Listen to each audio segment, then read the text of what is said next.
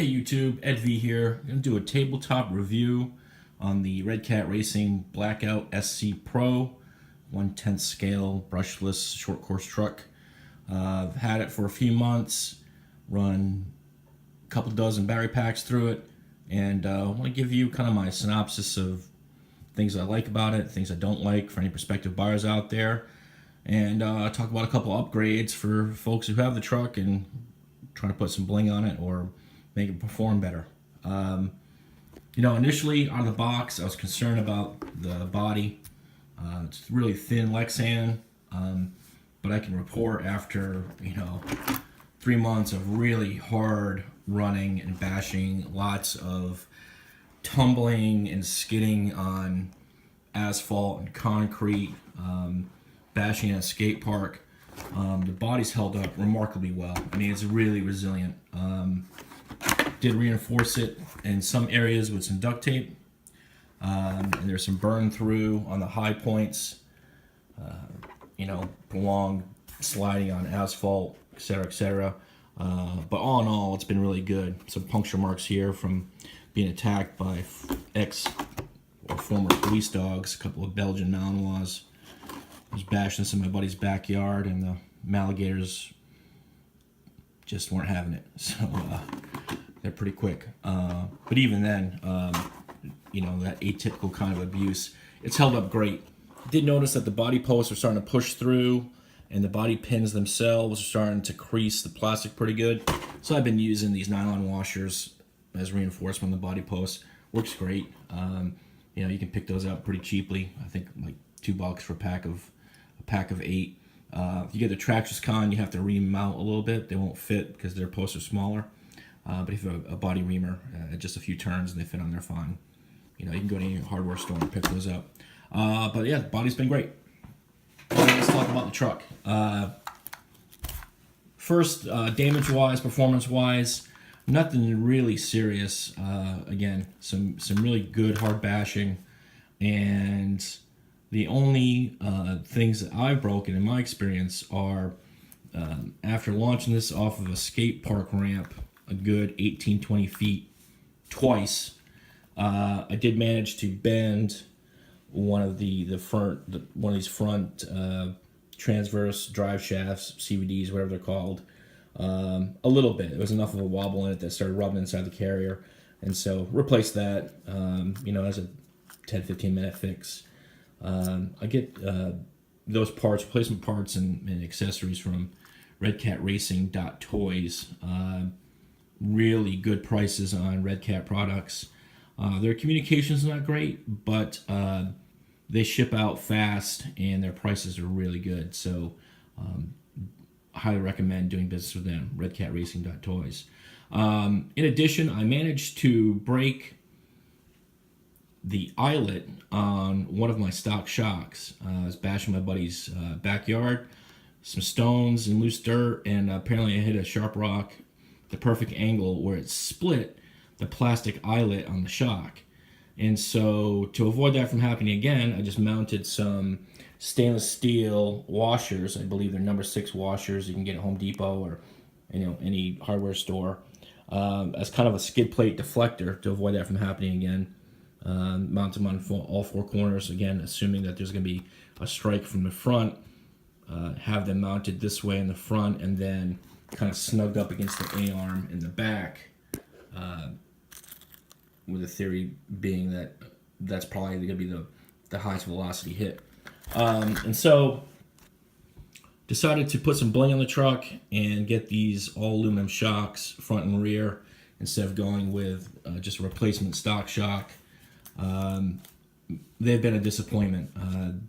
Not really good out of the package. They come half filled with oil, and upon filling them correctly with oil, realize that they are really bad. They leak terribly right up the top of the shock cap, and so I cannot recommend these shocks. I fiddled with a couple different solutions to get them fluid tight.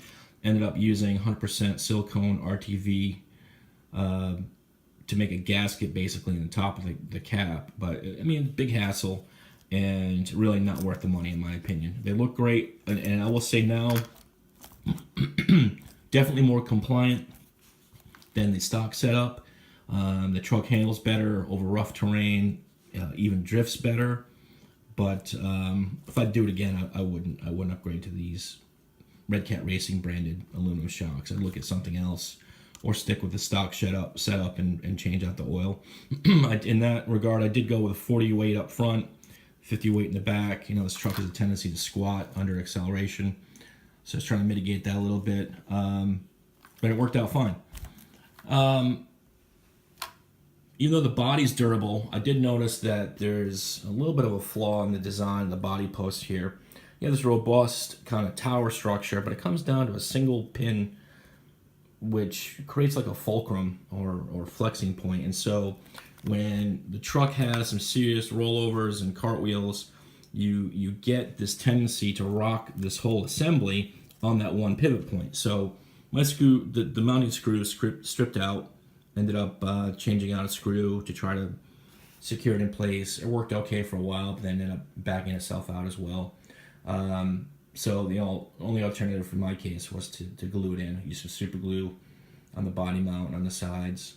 Not a big deal, but you know, not the most robust mounting solution there for the body posts.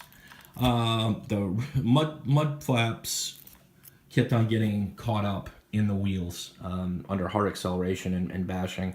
So I just busted out my Dremel tool and cut off the mud flap arms and left this kind of like bumper assembly on there. This is pretty flexible and offers some really good protection.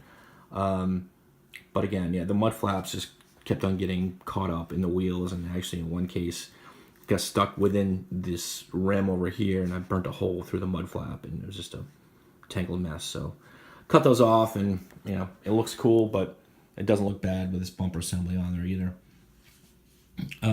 So that's really it as far as damage goes, and I've really run this hard. Again, a lot of speed runs, a lot of bad tumbles on asphalt and concrete, some nasty jumps and falls in the skate park due to my inexperience and not being able to control the truck in flight. I'm getting a little better at it, but initially, yeah, some bad stuff going on, and it's been really durable. I mean, I cannot be more pleased with its durability.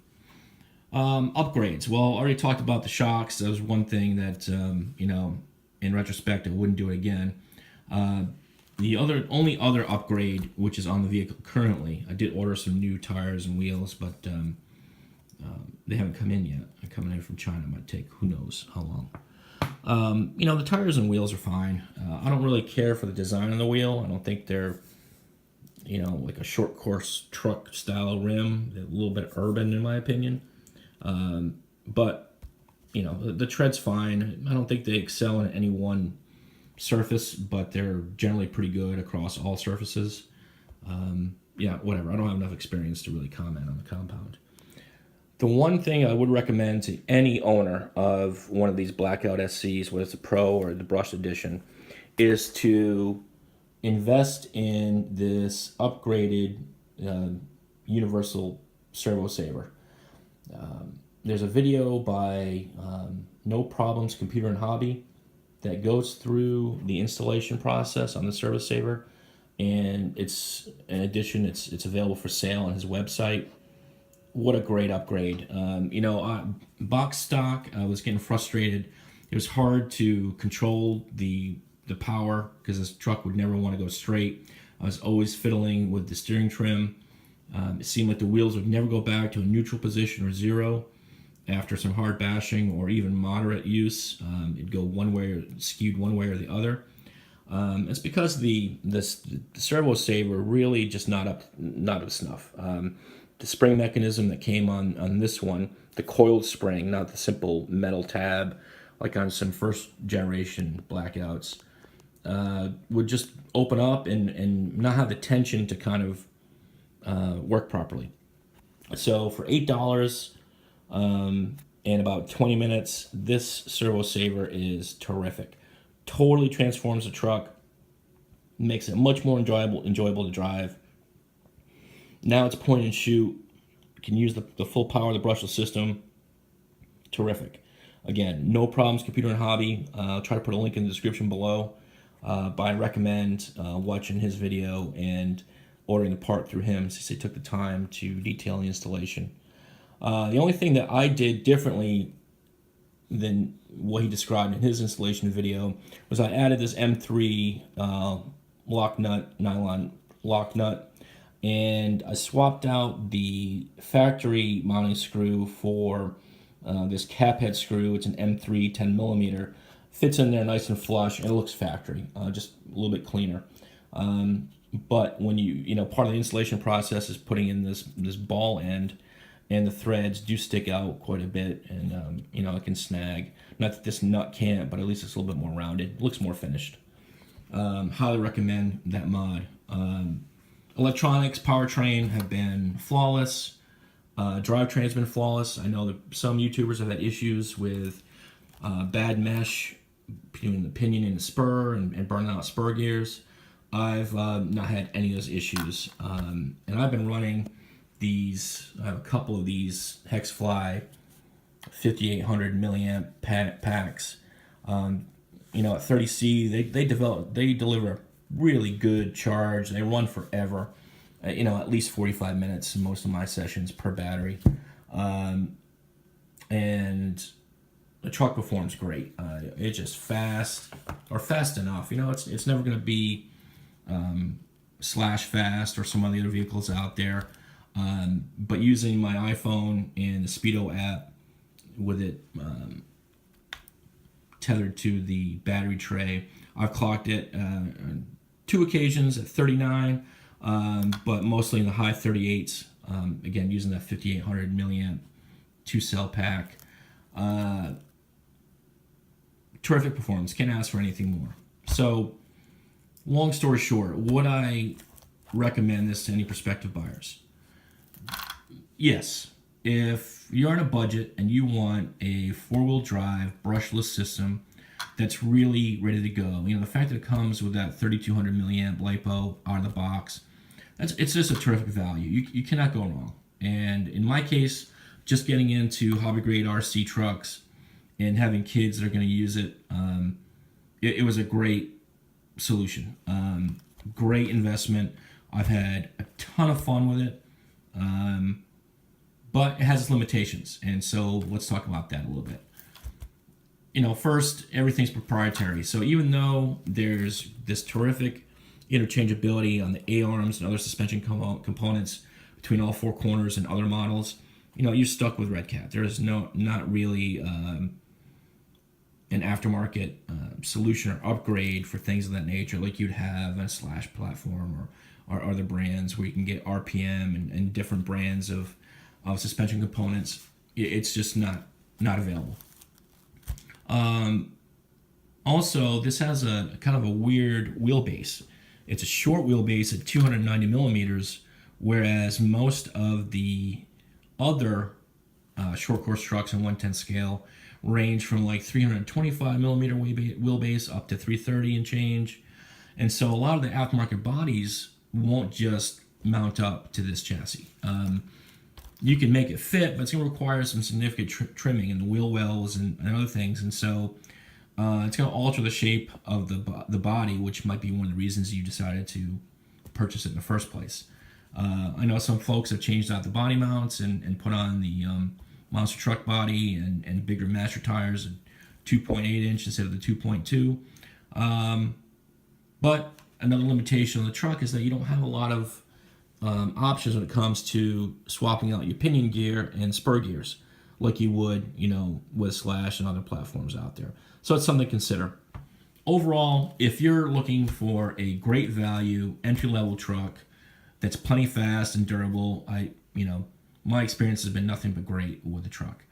If you're looking to get into the hobby with the thoughts of upgrading, things of that nature, this might not be the best platform, in all honesty. I might even consider getting the brush version and pulling out the electronics, putting in, maybe a Castle Sidewinder system, higher amp ESC that you can run 3S with. But that might expose some deficiencies in the drivetrain. Who knows? So for value, out of the box, can't beat it. Hope this review was helpful, and look for more videos in the future bashing this Plus, I have an Arrma Senton on the way. But please hit like and subscribe.